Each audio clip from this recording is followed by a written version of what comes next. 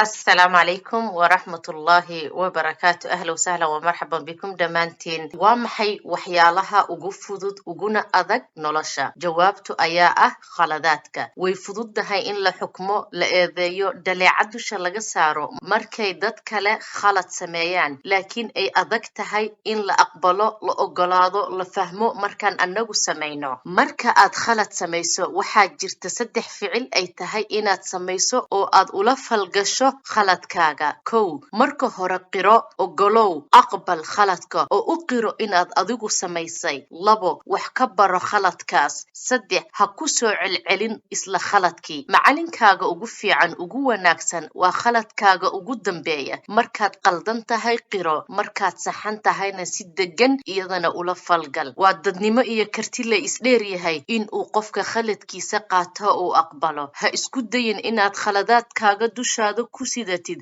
beddelkii aad saa samayn lahayd. Dhig labadaada lugood hoostooda, waxaadna u isticmaashaa sidii dhagaxyo jaranjaro ah oo aad kor ugu koraysid adigoo intifaacsanaya. Khaladaadku ama gafafku way xanuun badan yihiin markay dhacaan, laakiin sanado badan kadib khaladaadkii nolosheenna oo idil waxaan ugu yeernaa khibrad aan ka dhaxalnay khaladaadkaas, taas oo inoo horseedaysa guul iyo inaan guulaysano. Qofna ma ogaanayo ilintaada, qofna ma dareemayo murugadaada, qofna ma dareemayo xanuunkaaga, laakiin dhammaantood waxay dareemayaan, waxay ogaanayaan khaladaadkaaga waxay siyaadinayaan khibradaaduna waxay yaraynaysaa khaladaadkaaga. Haddii aad khaladaadkaaga wax ka barato, kuwa kale ayaa wax ka baranaya guushaada. Khaladkuna ma noqdo khalad ilaa aad diido in aad saxdo. Kullu bini aadam khataa wa khayru khataa'iina at-tawwaabiin. Qof walba oo bini aadana wuu khaldamayaa oo khalad wuu ka dhacayaa wuu gelayaa, waxaana ugu khayr badan kuwa khaladkooda qirta oo kasoo laabto ka toobad keena. Waxayna ku tusinaysaa bini aadannimadaada oo khalad waad samaynaysaa, wax way kaa khaldamayaan, waxayna daliil u tahay in aad isku day samaynayso mar walba. Qofka aan khalad samayn ama aan khaldamin waa qof aan weligii isku day samayn oo xayndaabkiisii